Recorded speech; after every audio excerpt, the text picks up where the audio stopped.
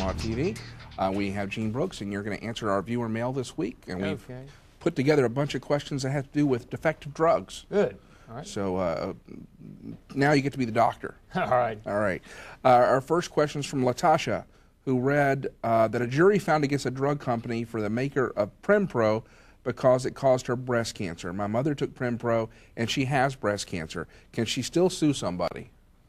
Well, the statute of limitations may have expired on her claim because in Georgia you have to bring a suit within 2 years from the date that the injury has been discovered, or at least that the cause of the injury has been discovered.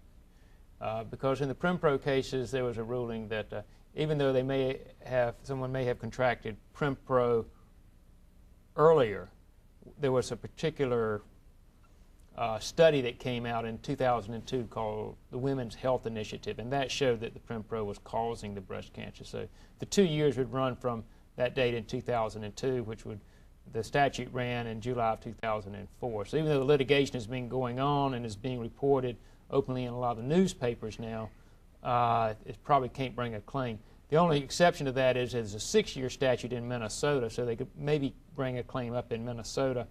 And we've done that for some clients too, but that would still, 2002 plus 6, 2008, so it'd still be past the time.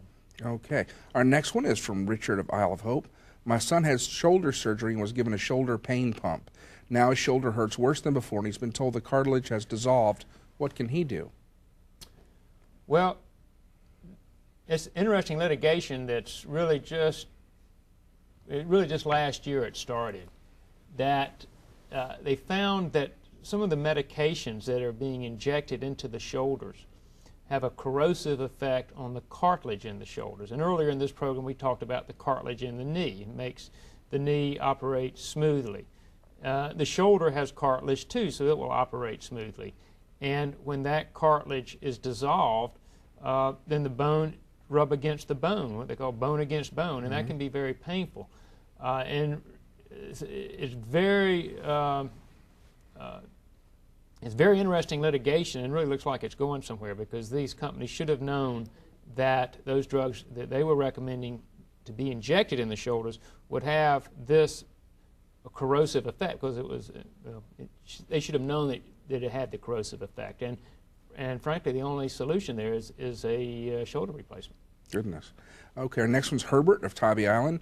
I took Avandia for my diabetes. I stopped taking it when I saw reports it caused a lot of heart attacks. I didn't have a heart attack, but can I still be a part of any kind of lawsuit?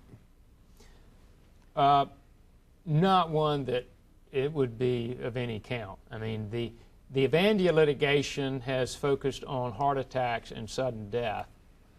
So if you didn't have that particular problem, you probably don't have a claim, even though you may not want to take Avandia anymore. At least you're now aware of what the risks would be, and maybe there's some other drugs that would be helpful. And the only way to find out if you're a victim is if you suddenly died? Yeah, well, if you had the heart attack, yeah, then your family would want to be interested in bringing the claim. Yeah, you wake up dead one day and now you got somebody to sue. Yeah. Okay. Our next one is, we had a lot of questions about different brand name drugs, and I thought we could just go through them and you could cover and answer like 40 questions at one time. Okay, well, let me give you throw 2 or 3 at me at once. I will. Okay. The first one, we got a list called antidepressants: Paxil, Surzone, and it looks like Zyprexa. Okay. Paxil and Surzone would be more associated with what we call serotonin syndrome, which would be like a withdrawal syndrome, because the Paxil and those drugs, the serotonin reuptake inhibitors, they affect the serotonin levels in your brain as opposed to the dopamine levels in your brain. And they prevent the reuptake of serotonin, so you keep certain levels in you don't get depressed. It's a chemical thing in the brain. Now, Paxil and some of the other serotonin reuptake inhibitors, SRIs, have also been associated with increase in suicide, particularly when they've been giving in adolescence.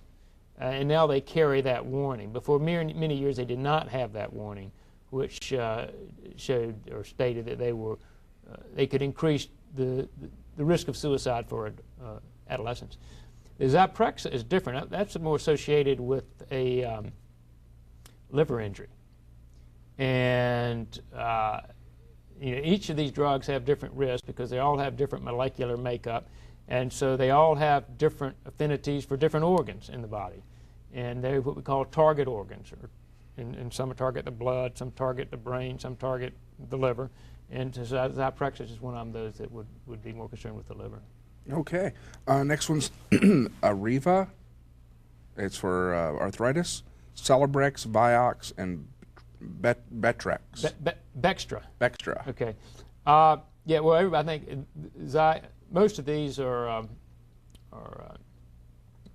what they call COX-2 inhibitors. And it's a different type of anti-inflammatory. We've all heard of ibuprofen. Ibuprofen affects both the levels of COX-1 and COX-2, which are two enzymes in the body you don't hear much about. But they both have something to do with inflammation. Mm-hmm. And the problem is that when you take, say, ibuprofen for a long period of time, it can be corrosive to your stomach. And so the drug manufacturers say, well, they're going to make what is just a COX-2 inhibitor, leaving the COX-1 elevated so that you don't have this corrosive effect in your stomach. The problem with that was that the blood was a target organ in these drugs because it affected the enzymes, the clotting ability in the blood, and it caused additional clots, which is why you saw strokes and increased heart attacks with the Vioxx and the Bextra in particular. Now those, they've just settled a number of those suits. And of course, Vioxx is off the market, and Bextra is off the market too. Okay. Our next one's Baycol. Baycol, another one off the market. Yeah, for cholesterol drugs. Yeah, and that the target there was the muscle tissues, and particularly in the lower legs. But it's a statin, mm-hmm. and statins can be very powerful drugs. Baycol was the most powerful statin. So it's kind of an overdosage of the pain. So you got some statins that are still on the market, like Lipitor. But Baycol would cause a death of tissue, particularly muscle tissue. And, of course, the kidneys are what clean out the blood. And so all this muscle tissue would go to the kidney, clog up the kidney, and it would cause something called rhabdomyolysis, which was an injury to the kidney. And that's why it was taken off the market. Okay, we got a couple more. We'll hit the diet drugs all at once: Ephedra, Fen-Phen, Kava, and Meridia. All right. Well, the Fen-Phen is when most of these diet medications are associated with heart injury because they increase metabolism. I assume, except the Fen-Phen, though, was more cardiotoxic. It had more effects on the heart tissue, particularly the valves, like the mitral valve and the aortic valve, but also caused something called primary pulmonary hypertension, which is always fatal in that it decreased the pulmonary artery. Okay, well, thank you, Gene. I think you may have missed your calling. Maybe you should be in a white coat and be a doctor. You know, I often read more medical reports than legal reports, it seems like sometimes. Okay, well, thank you so much. If you have a question for Gene about any of the drugs he's talked about tonight, you can reach him through our toll-free number at 888-2037-LAW or through the website at talkinglawtv.com. I'd like to make you aware of our website. There's a printout here of it, and you can learn about all of our attorneys, their backgrounds, and so forth. You can also find out of our show schedule, what's coming up on the show, watch the show, see our welcome video from our attorneys, and talk to us through mobile, text, web, and toll-free numbers. We hope you enjoyed tonight's show. We'll be back next week right here, same time, same place. Make it a great week, and remember, Talking Law TV, we give you legal news you can use. Bye-bye.